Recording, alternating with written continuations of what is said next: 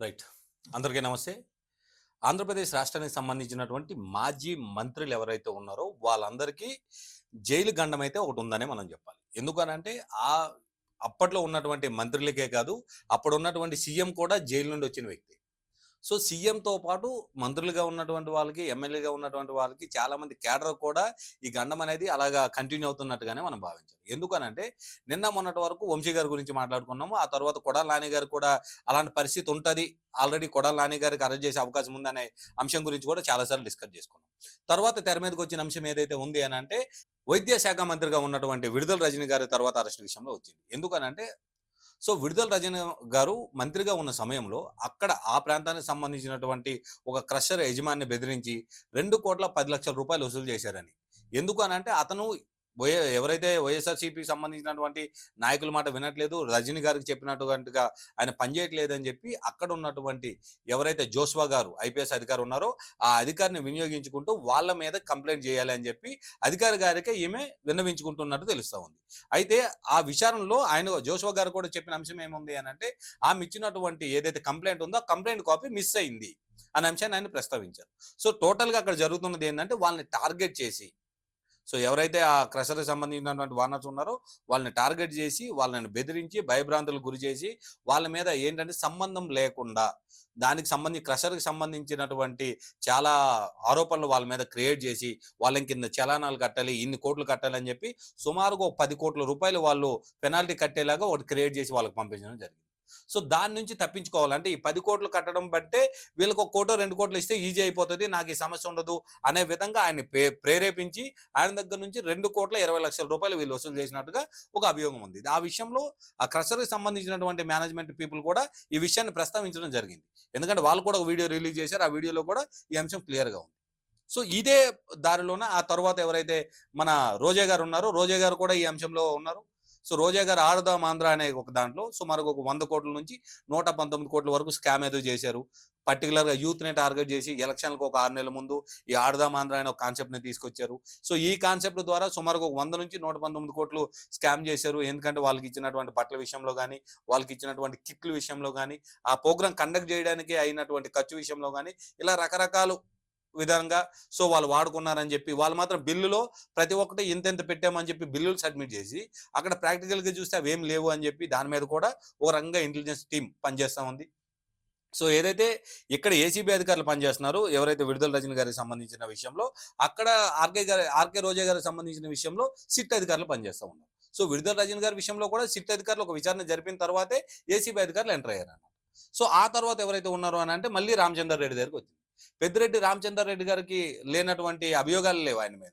So, ఆయన అటవీ భూభాగాన్ని ఆయన ఆక్రమించాడనే దగ్గర నుండి మొదలుపెడితే, అక్కడ ఉన్న 22 ఎకరాలని 75 ఎకరాలుగా ఎలా మార్చారనే అంశం ఒకటుంది. సో, గతంలో అక్కడ పొంగడంలో ఫైళ్లు దగ్ధమైనయి చూసారా? దానికి సంబంధించిన అంశం కూడా ఆయన మీద ఉంది. అలాగే తన కొడుకు అయినటువంటి మిథున్ రెడ్డి మీద ఏపీకి సంబంధించినటువంటి లిక్కర్ స్కామ్ కీలక వ్యక్తిగా ఆయన ఉన్నారని చెప్పి నెక్స్ట్ ఆయన లిస్ట్‌లో ఉన్నారు. సో, ఇవన్నీ చూసుకుంటే మనకేమనిపిస్తుందనంటే, వైసీపీకి సంబంధించినటువంటి ప్రతి ఒక్క మంత్రి ఏదో ఒక రూపంలో అవినీతి చేస్తూనే ఉన్నారు. సో, ప్రతి ఒక్కరు కూడా ఈ కోవలోనే వస్తున్నారు. ఈ విషయంలో మాత్రం కూటమి ప్రభుత్వం కాస్త జోరు పెంచినట్టుగానే ఉంది. సో, ఎందుకు అనంటే ఇప్పుడు పర్టిక్యులర్‌గా ఏదైతే మన విడుదల రజనీ గారి గురించి మాట్లాడుకుంటున్నామో, విడుదల రజనీ గారికి సంబంధించినటువంటి అన్ని ఆధారాలు ఏసీబీ అధికారులు సేకరించినట్టుగా రానున్న 2, 3 రోజుల్లో ఆమెను అరెస్ట్ చేసే అవకాశం ఉందని కూడా ప్రస్తావన జరుగుతా ఉంది. సో, ఇలాంటి సమయంలో రజనీ గారు ముందస్తు బెయిల్ గురించి కోర్టును కూడా ఆశ్రయించారంట. మరి బెయిల్ ఇస్తారా? ఇవ్వరా? అనే అంశం కూడా ఒక 2 కోణాల్లో చూసినప్పుడు 99% బెయిల్ రాదు అనే అంశాన్నే ఎక్కువగా మాట్లాడుతా ఉన్నారు. సో, రాజకీయాల్లో ఇలాంటివన్నీ కొన్ని అవకతవకలు జరుగుతాయి, లేదా ఆరోపణలు జరుగుతాయి అనేదంత వరకు ఓకే. ఎందుకంటే గతంలో ఉన్నటువంటి వైసీపీ ప్రభుత్వంలో కూడా ఎవరైతే టీడీపీకి సంబంధించినటువంటి నాయకులు ఉన్నారో వాళ్ళ మీద ఇలాంటి అభియోగాలొచ్చాయి. వాళ్ళని అరెస్టులు చేశారు. అరెస్టులు చేసిన తర్వాత అవి నిర్ధారణ జరగలేదని చెప్పి వాళ్ళకి బెయిల్ ఇచ్చి బయటకి కూడా పంపించారు. కానీ ఇక్కడ ఉన్నటువంటి వాళ్ళు పక్కా ఎవిడెన్స్ తోటి. ఎందుకనంటే ఇప్పటి వరకు మీరు చూసుకున్నట్టయితే వల్లభనేని వంశీ గారిని అరెస్ట్ చేసిన తర్వాత సో, మొన్నటి వరకు ఏదైతే టీడీపీ ఆఫీస్ దగ్ధం చేశారు. సో, టీడీపీ ఆఫీస్‌కి సంబంధించినటువంటి దాడి ఘటనలోనే వంశీ గారిని అరెస్ట్ చేశారు అనే అంశం ఒకటి ప్రస్తావించారు. ఆ తర్వాత అదే టీడీపీ ఆఫీస్‌లో కంప్యూటర్ ఆపరేటర్‌గా పనిచేస్తున్నటువంటి వ్యక్తిని కిడ్నాప్ చేసి ఆయన కేసు వాపస్ తీసుకునేలాగా ఆయన మీద ఒత్తిడి తేవడం వల్ల ఆయన వెళ్ళి కోర్టుకెళ్ళి కేసు వాపస్ తీసుకున్నారు అనే అంశాన్ని వాళ్ళ కుటుంబ సభ్యులు ప్రస్తావిస్తూ దానికి సంబంధించినటువంటి కేసు నమోదు. సో దానికి సంబంధించి ఆల్రెడీ ఆయనకి రిమాండ్ కూడా విధించారు. సో ఆ రిమాండ్ తర్వాత ఇప్పుడు లేటెస్ట్గా మరో కేసు విషయంలో కూడా ఆ రిమాండ్ని పొడిగించారు. So almost April first week వరకు కూడా ఆయన వంశీ గారికి రిమాండ్ పొడిగింది. ఎందుకు అని అంటే వాళ్ళు పక్కా ఆధారాలతోటి ఈ అంశాలన్నీ తీసుకెళ్తున్నారు. పక్కా ఆధారాలతోటే వీళ్ళు అరెస్టులు అనేవి జరుపుతా ఉన్నారు. ఎందుకంటే మీరు చూసుకుంటే పోసాని కృష్ణమురళి గారు, సో ఆయన నేను కాదు ప్రభు, నాకు వీళ్ళందరూ స్క్రిప్ట్ ఇచ్చారు, నాకు వీళ్ళు స్క్రిప్ట్ ఇచ్చి ఏం చెప్పమంటే అదే చెప్పాను నేను. సో నా గురించి పవన్ కళ్యాణ్ గారు కానీ లేదా నారా లోకేష్ గారు కానీ చంద్రబాబు నాయుడు గారు కానీ గతంలో ఎక్కడో ఒక మాట్లాడిన వీడియో క్లిప్ని నాకు పంపించేవాళ్ళు. సో దీనికి మీరు ఇలా రియాక్ట్ అవ్వండి అని చెప్పి ఒక స్క్రిప్ట్ని కూడా నాకు పంపించేవాళ్ళు అని చెప్పి ఆయన ప్రస్తావించడం జరిగింది. ఎందుకంటే ఫస్ట్ కేసు ఆయనకు ఉన్న సమయంలో ఆయన చెప్పిన విషయం ఏంటంటే నాకు స్క్రిప్ట్ సజ్జల గారు పంపించారు. సో ఆ తర్వాత పలు చోట్ల కేసులు నమోదయ్యాయి. అంటే ఈ కేసులన్నీ ఈ ప్రభుత్వ హయాంలో నమోదు కాలేదండి. సో 2024 ముందే వైఎస్ఆర్సీపీ ప్రభుత్వం హయాంలోనే కేసులు నమోదయ్యినాయి. కానీ అప్పటి అధికారంలో వాళ్ళు ఉండడం వల్ల ఆ కేసులు ఏవి కూడా ఎఫ్ఐఆర్గా రూపం దాల్చలేదు. సో ఈ కూటమి ప్రభుత్వం వచ్చిన తర్వాత అవన్నీ ఎఫ్ఐఆర్లుగా మారాయి. సో మారిన తరుణంలో ఎక్కడెక్కడ ఏ కేసులు ఉన్నాయనే అంశాలు తీసుకొని వీళ్ళని పిక్ చేయడం జరిగిందనమాట. సో పోసాని కృష్ణమురళి గారిని ఆల్మోస్ట్ 1 మంత్ పాటు అన్ని పోలీస్ స్టేషన్లకి తిప్పి అన్ని ఏరియాలో కస్టడీలో అయిన తర్వాత ఆయన నేను నా హెల్త్ ఇష్యూ బాగాలేదు, నా కండిషన్స్ పరిస్థితి బాగాలేదు, నేను ఇంకా ఈ పరిస్థితిలో ఉండలేనని చెప్పి మాట్లాడిన తర్వాత అక్కడ ఉన్నటువంటి పోలీస్ సిబ్బంది కంప్లైంట్ ఇచ్చినటువంటి వాళ్ళతో మాట్లాడి, ఎందుకనంటే ఆయన సూసైడ్ చేసుకుంటానని కూడా బెదిరించారంట. పోలీసు వాళ్ళు కస్టడీకి తీసుకున్న సమయంలో అసలు ఎలా మాట్లాడాల్సిన అంశం ఏముందనంటే, నేను మొదటి నుంచి నేను మీకు చెప్తూనే ఉన్నాను, ఇదేది ఒక్కటి కూడా నా సొంత నిర్ణయం కాదు. నాకు ఇతరితర ప్లేసుల నుంచి స్క్రిప్ట్లు వచ్చాయి, అందులో కొంతమంది వివరాలు ఇగోండి ఇవి. సో మిగతా వాళ్ళని ఎవరు నేను చూడలేదు, కలవలేదు. సో ఇలాంటి పరిస్థితి అని చెప్పి ఆయన కూడా వాళ్ళకి ఎక్స్ప్లెయిన్ చేయడము. సో ఈ పరిస్థితుల్లో నేను ఇంకా సూసైడ్ చేసుకోవడం తప్పితే నాకు వేరే గతి లేదు, మతి లేదని చెప్పి ఆయన చెప్పడం పరిస్థితుల్లో అక్కడున్న పోలీస్ అధికారులు ఎవరైతే కంప్లైంట్లు పెట్టారో వాళ్ళని పిలిపించి ఎలాంటి బాధపడుతున్నారు ఆయన అని చెప్తే ఆయనకు మళ్ళీ బెయిల్ మంజూరు చేయడం జరిగింది. సో గత ప్రభుత్వం జరిగినటువంటిగా ఏదో ఒక ఆరోపణ చేసి వాళ్ళని ఇమీడియట్ గా పిక్ చేసి ఒక 10 రోజులు జైల్లో ఉంచుదాం, ఒక 2 నెలలు జైల్లో ఉంచుదాం అనే కాన్సెప్ట్ లో కూటమి ప్రభుత్వం అయితే కనబడట్లేదు. ఇప్పుడున్నటువంటి మంత్రివర్గంలో కానీ లేదా రానున్న రోజుల్లో ఎవరినైతే ఈ కేసుల విషయంలో అరెస్ట్ చేయబోతున్నారో వాళ్ళ విషయంలో కానీ ఇప్పుడు ఎందుకు అనంటే విడుదల రజనీ గారి విషయంలో పక్కా ప్రతి ఒక్క అంశాన్ని ప్రతి ఒక్క ఎవిడెన్స్ ని దగ్గర పెట్టుకునే ముందుకెళ్తున్నారు. ఎందుకంటే ఈ ఆరోపణ వచ్చిన మరుసటినే విడుదల రజనీ గారు ఒక ప్రెస్ మీట్ పెట్టి అక్కడ ఎంపీ అయినటువంటి కృష్ణదేవరాయలు గారి మీద కూడా ఈ ఆరోపణ తీసుకెళ్లారు. సో ఆయన కూడా ఇమీడియట్ గా దాన్ని కౌంటర్ ఇవ్వడం జరిగింది. ఆయన కౌంటర్ ఇచ్చి నిజంగానే నువ్వు తప్పు చేయకపోయినప్పుడు సో వాళ్ళని ఎందుకు మళ్ళీ నాతో బేరసారాలు మాట్లాడమని నీ మనుషులు నా దగ్గరికి పంపించావు? ఎందుకంటే గతంలో కూడా కొన్ని విషయాల్లో ఏదైతే జగనన్న ఇల్లు ఉన్నాయో ఆ ఇల్లుకు సంబంధించిన కొన్ని విషయాల్లో ప్రతి ఒక్క రైతు దగ్గర నుంచి కూడా సుమారుగా ఒక ఇంత అమౌంట్ అని చెప్పి ఈమె కలెక్ట్ చేశారంట. సుమారుగా 7 లక్షలు 8 లక్షలు సబ్జెక్ట్ కరెక్షన్, ఎందుకంటే ఎగ్జాక్ట్ ఫిగర్ మనకు తెలియదు. సో 7-8 లక్షలు ఏదో కలెక్ట్ చేశారని వాళ్ళేమో ఆ విషయాన్ని డైరెక్ట్ గా కలెక్టర్ గారి దృష్టి వరకు తీసుకెళ్లడంతో అప్పుడు కూడా ఎంపీ గారు ఇన్వాల్వ్ అయ్యి మళ్ళీ తిరిగి వాళ్ళ డబ్బులు వాళ్ళు వెనక్కి ఇస్తే కేసులు వెనక్కి తీసుకున్నారని.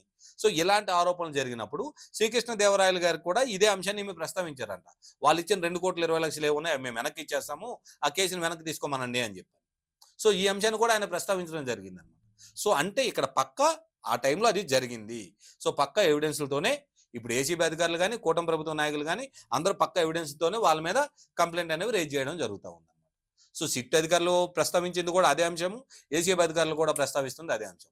ఇక్కడ చూసుకుంటే ఐపీఎస్ జోషువా గారికి సుమారుగా ఇంకొక 30-40 ఏళ్ళు ఆయనకి లైఫ్ ఉంది. ఎందుకంటే ఏదైతే పోలీస్ ఆఫీసర్గా తను ఉన్నారో ఒక గవర్నమెంట్ ఆఫీసర్గా ఇంకొక 30-40 ఏళ్ళు ఆయన కొనసాగడానికి చాలా అవకాశం ఉంది. సో ఆయనకు అంత కెరీర్ ఉన్నప్పుడు ఇలాంటి స్టెప్లు ఎందుకు తీసుకుంటారు? సో ఒక ఐపీఎస్ అధికారి అని అంటే ఆయనకు అర్థమయ్యే ఉంటుంది, రాజకీయ నాయకులు అనేవాళ్ళు ప్రతి 5 ఏళ్లకే మారుతూనే ఉంటారు, ఏ ఒక్కరూ శాశ్వతం కాదు. కానీ యాజే ఒక ఐపీఎస్ అధికారిగా ఒక ప్రభుత్వ ఉద్యోగిగా మీరైతే మీ కాలం మొత్తం అక్కడే ఉంటుంది కదా, మీ జీవిత కాలం మొత్తము ప్రభుత్వ ఉద్యోగానే ఉంటారు. సో అలాంటప్పుడు ఇలాంటి తప్పిదాలకి ఎందుకు మీరు ఛాన్స్ ఇస్తున్నారు? సో ఈ ప్రతి ఒక్క అంశాలను కూడా చాలా నీట్గా ఆలోచించాల్సిన అవసరం అయితే ఎంతైనా ఉంది. ఎందుకంటే ఏదో చేస్తున్నాము, ఏదో భయపడుతున్నాము, గతంలో మేము పథకాలు అనౌన్స్ చేసాము, మేము బటన్లో కేసాము అన్నంత ఈజీగా అయితే ఏం లేదు. ఎందుకంటే పక్కా ఎవిడెన్స్తోనే ఎన్డీఏ కూటమికి సంబంధించిన ప్రభుత్వ అధికారులు ఖచ్చితంగా పక్కా ఎవిడెన్స్ ముంగట పెట్టుకుని వాళ్ళని అరెస్ట్ అయితే చేస్తూ ఉన్నాం. ఈ అరెస్ట్ లిస్టులో ఇవన్నీ 1 by 1గా ఉన్నాయి. సరే ఈ అన్నింటిలో పెద్ద స్కామ్ ఎవరు అని అంటే మళ్ళీ పెద్దిరెడ్డి రామచంద్రారెడ్డి గారే ముందుకు వస్తారు. సో అరెస్ట్ చేయాలి లేదా ముందు ఎవరినైనా అరెస్ట్ చేయాలని అంటే ఆయన అరెస్ట్ చేయడానికి ఎక్కువ ఛాన్స్ కనిపిస్తుంది. కానీ ఆయన కూడా ఏదైతే విజయసాయి రెడ్డి గారి లాగా బీజేపీ తీర్థం పుచ్చుకునే అవకాశం కనిపిస్తుంది అనేవి కొన్ని వార్తలు అయితే వినిపిస్తా ఉన్నాయి. సో అలాంటి పరిస్థితుల్లో మరి ఆయన అరెస్ట్ చేస్తారా? సో తప్పు ఎవరు చేసినా తప్పే. అది బీజేపీ క్యాండిడేట్ అయినా సరే, అటు ఉన్నటువంటి కూటమిలో ఉన్నటువంటి క్యాండిడేట్ అయినా సరే, లేదా ఇటు వైఎస్ఆర్‌సీపీ క్యాండిడేట్ అయినా సరే. ఎవరైనా సరే తప్పు జరిగిందనంటే అది 100% తప్పే. ఎక్కడున్నా సరే అరెస్ట్‌లయితే తప్పవు. కాకపోతే కొంచెం ముందుకి, వెనక్కి జరిగే అవకాశం అయితే ఉంటుంది. ఇప్పుడున్న పరిస్థితిలో విడుదల రజనీ గారినైతే రానున్న 2, 3 రోజులు లేదా వారం రోజుల్లో అరెస్ట్ చేయడానికి ఎక్కువ అవకాశం ఉన్నట్టుగా అయితే అక్కడ గుసగుసలు వినిపిస్తా ఉన్నాయి. Thank you.